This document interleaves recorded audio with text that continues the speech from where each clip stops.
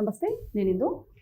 Manga artist Rio టూట్స్కి ఒక new prediction చేశారు. అంటే జూలై 5న జపాన్ మునిగిపోతుందంటూ కూడా ఆవిడ కొత్త అంచనాలు, కొత్త ప్రెడిక్షన్ చేసినట్టు తెలుస్తుంది. సో నేపథ్యంలో జనాలు, ప్రజలు కానివ్వండి, భయభ్రాంతాలకు గురవుతున్నట్టు తెలుస్తుంది. మరి దీని గురించి డిస్కస్ చేయడానికి మనతో పాటు డాక్టర్ దుర్గా వడ్లమాని గారు ఇప్పుడు మనతో ఉన్నారు.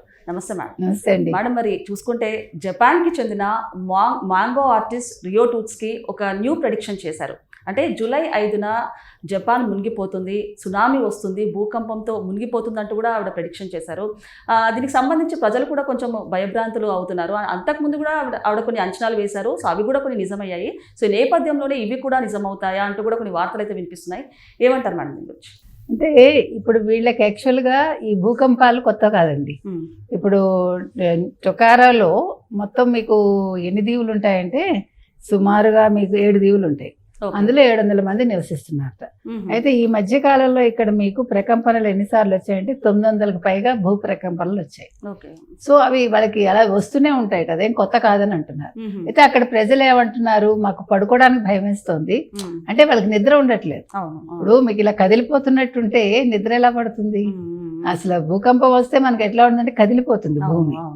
సో అందుకని వాళ్ళు భయపడుతున్నారు. అంటే ఇంతకు ముందు ఈ రియో టూట్స్కి అనే ఆవిడ గతంలో కరోనా వస్తుందని చెప్తే అది నిజమైంది. ఆవిడ చెప్పిన కొన్ని ఏమంటారు ఇంట్యూషన్స్ ఫలించాయి. అందుకని ఆవిడ ద ఫ్యూచర్ ఐసా అనే బుక్ లో ఇవి రాసిందిట.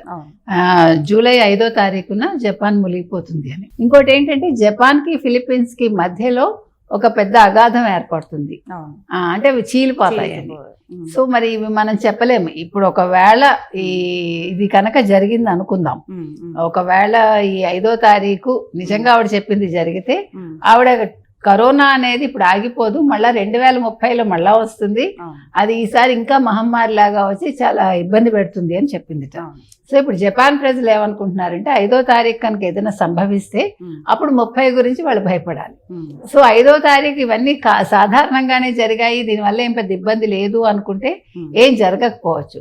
అయితే శాస్త్రవేత్తలు కూడా దీన్ని కొట్టిపడేస్తున్నారు. ఇవన్నీ చాలా సాధారణం, అక్కడ దీవులు ఎక్కువ ఉంటాయి. సో మీకు అంటే అది ప్రకంపనలు అనేవి సహజంగా వస్తూ ఉంటాయి. కాబట్టి ఇవాళ కొత్తగా రావడం ఏం లేదు. గతంలో కూడా 300 పైచిలకు ప్రకంపనలు వచ్చాయి ఆ ఏరియాల్లో. కాబట్టి ఇప్పుడు దీన్ని మనం కొత్తగా తీసుకోక్కర్లేదు అనేది ఒకటి. రెండోది ఏంటంటే ఇప్పుడు వాళ్ళకి పర్యాటకం చాలా పడిపోయింది. ఇప్పుడు మీకు మామూలుగా జపాన్కి ఏంటంటే తైవాను, చైనా, హాంకాంగ్ ఇక్కడి నుంచి చాలా వస్తారు, చాలా మంది టూరిస్టులు. సో ఈసారి 83% మొత్తం ఫ్లైట్స్ క్యాన్సిల్ అయిపోయాయి. అంటే టూరిస్ట్ శాఖ చాలా ఇబ్బందులకు గురవుతుంది. అంటే నేను అనేది ఏంటంటేనండి, ఇలాంటివి మనం ఎంతవరకు నమ్మాలి? ఇప్పుడు సైన్స్ వేరు, నమ్మకాలు వేరు. ప్రతిదీ మనం నమ్మి భయపడి ఇప్పుడు వాళ్ళు రావటం మానేశారు. మామూలుగా మీకు ఎక్కువ హాంకాంగ్ నుంచి వస్తారు ఈ సీజన్లో, రాలేదు వాళ్ళు. అంటే ఎకానమీ మీద ఈ ప్రభావం ఉంటుంది. ఇప్పుడు సాధారణంగా మీకు ఇట్లాంటి ప్రదేశాలు ఎలా ఉంటాయంటే ఎక్కువ టూరిజం మీద బతుకుతాయి కదా.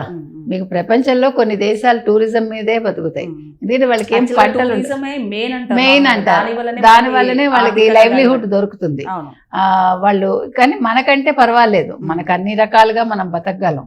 కానీ కొన్ని ఏరియాస్ అట్లా ఉండవు. అంటే వాళ్ళు ఉండే ఆ ప్రదేశాన్ని బట్టి వాళ్ళకి ఇప్పుడు వాటర్ ఎక్కువ ఉంటుంది, లేదా సముద్రం ఎక్కువ ఉంటుంది. అలాంటి చోట్ల వాళ్ళకి చాలా ఇబ్బందులు ఉంటాయి కదా. ఫిష్ వాళ్ళు పట్టడం ఒకటైతే మిగతావన్నీ కూడా వాళ్ళ లైవ్లీహుడ్ వెళ్ళాలి కదండి. టూరిజం మీద బతికే వాళ్ళే. ఇప్పుడు మీకు ట్రాన్స్పోర్ట్ ఉంటుంది, తర్వాత హోటల్స్ ఉంటాయి, ఫుడ్ ఉంటుంది, తర్వాత వీళ్ళు చూపించే వాళ్ళు గైడ్స్ ఉంటారు కదా, మళ్ళీ లోకల్ గా దాని మీద బతికే టాక్సీ డ్రైవర్స్ ఉంటారు. So these are all interlinked అన్నమాట. సో అలాంటప్పుడు మీకు ఇది చాలా పెద్ద విఘాతమే అవుతుంది.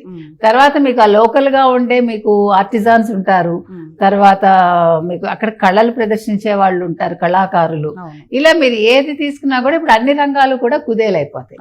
ఇప్పుడు ఒక్కదాన్ని బేస్ చేసుకుని ఇన్ని ఉన్నప్పుడు ఇంతమంది సఫర్ అవటం అంటే, నేను అనేది ఏంటంటే మీరు ప్రెడిక్షన్స్ ఇట్లా రాయటం వల్ల లాభం కంటే నష్టం ఎక్కువ జరుగుతోందంట. ఇప్పుడు మనకు కూడా చాలా ఇంట్యూషన్స్ నిజమవుతూ ఉంటాయి. కొన్నిసార్లు ఏంటంటే మనం చాలా కాన్సన్ట్రేట్ చేస్తే కొన్ని చెప్పచ్చు, అవును, అవును. కానీ అంత మాత్రం మనం భయభ్రాంతులకు గురి చేయకూడదు అంటాను. ఇప్పుడు ఈ రియో ట్యూట్స్కి అనే ఆవిడ కూడా ఆవిడ రాసి ఉండొచ్చు, గతంలో ఆవిడ చెప్పింది నిజమై ఉండొచ్చు, ఆవిడ వస్తుంది కరోనా అంటే వచ్చి ఉండొచ్చు. ఇప్పుడు కొత్తగా వీళ్ళందరూ ఎందుకు బయటకు వస్తున్నారు, ఈవిడ న్యూ బాబా వంగాలాగా అంటున్నారు. అంటే ఇప్పుడు మీకు సోషల్ మీడియా వచ్చాక మనుషుల్లో భయభ్రాంతులకు గురి చేయటం ఎక్కువైపోయింది. అంటే ప్రతిదీ ఒక సెన్సేషన్. మీకు వ్యూస్ కావాలి, లైక్స్ కావాలి, షేర్లు కావాలి, డబ్బులు కావాలి. సో దానికోసం కూడా ఇలాంటివి చేస్తున్నారా? అంటే చెడును మనం స్ప్రెడ్ చేయటం కంటే కూడా మన చెడుని వదిలేసి మంచి ఏదైనా ఉంటే చెప్తే బాగుంటుందేమో అని నా ఉద్దేశం.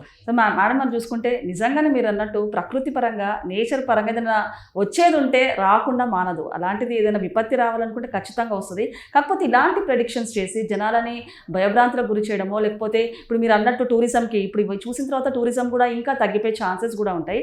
ఎలాంటి ఎఫెక్ట్ పడుతుంది అంటారు నార్మల్గా? మీరు బాలి చూసారా? బాలి అప్పుడు ఎంత నష్టపోయింది ఆ పేలుళ్ళు అప్పుడు. అంటే నేను అనేది ఏంటంటే మనం ఉగ్రవాదం అనేది కూడా మనకు ఒక పెద్ద పెనుభూతంలాగా ఉంది. ఇప్పుడు చూడండి, నిన్న 2 ఉగ్రవాదులను పట్టుకున్నారు. 30 ఏళ్ళు వాళ్ళు దాక్కోగలిగారంటే అసలు వాళ్ళ మైండ్ మీరు చూడండి, క్రిమినల్ మైండ్. 30 ఏళ్ళుగా వాళ్ళు అలా చేస్తున్నారు అంటే అసలు ఎంత అన్యాయం కదా. వాళ్ళ భార్యలు తిరగబడి వాళ్ళు అంటే మనలో సహృదయత తగ్గిపోతుంది. మన సాటి మనిషిని మనిషిగా చూడటల్లా ఒక మతమో ఒక కులమో ఆధారం చేసుకుని మనుషుల్ని విడదీసి మనం దానికోసమని గ్రెడ్జిలు పెంచుకుని పక్క మనిషిని చంపాలి అనే ఆలోచన చాలా తప్పండి. ఏ మతం కూడా పరాయి మతాన్ని నువ్వు దూషించని చెప్పదు, పరాయి వ్యక్తిని నువ్వు చంపేయమని చెప్పదు, ద్వేషించమని చెప్పదు. కానీ ఎందుకని మనుషులు ఇలా అయిపోతున్నారు? ఇంతకంటా కలిసిమెలిసి అందరూ బతికారు. ఒక 30 ఏళ్ళు 2 వ్యక్తులు అలా బతకగలిగారంటే వాళ్ళు 4-5 ఆధార్లు పెట్టుకుని తర్వాత వాళ్ళ అడ్రస్ మార్చుకుంటే వాళ్ళకి ఎవరు అసలు హెల్ప్ చేశారో కూడా అర్థం కావట్లేదు. మేడం మరి దీన్ని ఎలా చూడొచ్చు అంటే ఎడ్యుకేటెడ్గా ఉన్న వాళ్ళు కూడా, చదువుకున్న వాళ్ళు కూడా ఇలాంటివి మీరు అన్నట్టు దేశద్రోహుల్లా కానివ్వండి, లేకపోతే ఉగ్రవాదులు కానీ మారుతున్నారు. ఏంటంటారు దీనికి రీజన్ ఏంటంటారు? దీనికి రీజన్ ఏంటంటేనండి, వాళ్ళని అట్లాగా ఏమంటారు ఆ మతం ఉచ్చులోకి తీసుకెళ్ళగలుగుతున్నారు. అంటే మీరు ఒక విషయాన్ని మీరు పదే పదే మీకు చెప్పారనుకోండి, మీరు అందులోకి వెళ్ళిపోతారు. మేకోవర్ అంటే మిమ్మల్ని మీరు బాగా దాన్ని ఏమంటారు ట్రాన్స్లోకి తీసుకెళ్ళిపోతున్నారు. దాంతో మీకు ఏమవుతుందంటే మతం అనేది ఒక పిచ్చిలా మారిపోతుంది. ఇప్పుడు మతము మీరు ఇష్టపడండి, ఒక దేవుడిని ఎవరినో మీరు ఇష్టపడతారో, ఒక నమ్మకం ఉందా, ఇట్స్ ఓకే. కానీ నమ్మకం మూఢనమ్మకం కాకూడదు. ఆ మతం మీద ఇష్టం అనేది పిచ్చిలా మారకూడదు. ఈ 2 మారినప్పుడు ఇలాంటివి జరుగుతాయి. అదేవిధంగా ఈవిడ రియో ట్యూట్సన్ అనే ఆవిడ కూడా ఆ పుస్తకం రాయకుండా ఉండుంటే బాగుండేదమ్మో. ఇప్పుడు మీకు చాలా కనిపిస్తాయి. ఇప్పుడు మీకు మహాభారతం తీసుకున్నాం అనుకోండి, ఇప్పుడు మహాభారతంలో అందుకే మీకు ఈవెన్ అభిమన్యుడికి పద్మవ్యూహంలోకి వెళ్ళడం తెలుస్తుంది, అతను వింటున్నాడని తెలిసా కట్ చేసేస్తాడు. అలాగే మీకు విశ్వరూపాన్ని చూపించేటప్పుడు కళ్ళిస్తాడు ధృతరాష్ట్రుడికి కదా, చూస్తాడు, అక్కడితో ఆపేస్తాడు. అంటే మీరు తెలుసుకున్నాక మళ్ళా దాన్ని ఫర్దర్ గా మీరు గుర్తుపెట్టుకోకుండా దాన్ని అక్కడితో స్టాప్ చేసేయాలి. అలాగా ఈవిడ ఎవరైతే ఉన్నారో, ఈ ప్రెడిక్షన్ ఎవరైతే చెప్పారో ఈవిడ కూడా అలా చేసి ఉండొచ్చు. దీన్ని మళ్ళా పెద్దది చేసి ఇప్పుడు జపాన్ లో ఎంతమంది ఇవాళ సైకలాజికల్ గా బాధపడుతూ ఉంటుంటారు. ఇవాళ మనకి అప్పుడే 4వ తారీఖు కదా, రేపు 5, రేపు యుగాంతం అని అనుకుందాం. అనుకున్నప్పుడు ఏం చేయాలి? నిన్న చూసారా ఒక ఫ్లైట్ ఇదైతే అందరూ గబగబా ఫోన్ లో వాళ్ళ ఆస్తి వివరాలు చెప్పేసి వాళ్ళు వెంటనే చేసేసారు. ఎక్కడెక్కడ ఏమున్నాయి ఫ్యామిలీస్ కి చెప్పారు. లక్కీగా వాళ్ళందరూ బతికారు. అంటే మనిషిని భయం అనేది ఎన్ని రకాలుగా చేస్తుంది. ఈ భయం వల్ల ఎంతమంది చచ్చిపోతారు, ఈ భయం వల్ల ఎంతమంది సైకలాజికల్ గా అప్సెట్ అవుతారు. ఇవన్నీ నివారించాలంటే మనం చెడుని ఎక్కువ స్ప్రెడ్ చేయకూడదండి. ఇలాంటి విషయాలు అస్సలు చేయకూడదు. నేనంటాను సైన్స్ వేరు, నమ్మకం వేరు. కాబట్టి వాళ్ళు చెప్పారని మనం నమ్మక్కర్లే. నిజంగా జరిగిందా, ఓకే ఇది రాసిపెట్టుంది, ప్రకృతి ఈ రకంగా నిర్ణయించింది అని అనుకోవాలి తప్ప మన రేపేదో జరుగుతుందని ఇవాళ భయపడి ఇవాళ మన ప్రాణాలు తీసుకోవడం లేకపోతే పక్క వాళ్ళని ఇబ్బంది పెట్టడం చేయకూడదు అనేది నా ఉద్దేశం. Okay madam, thank you.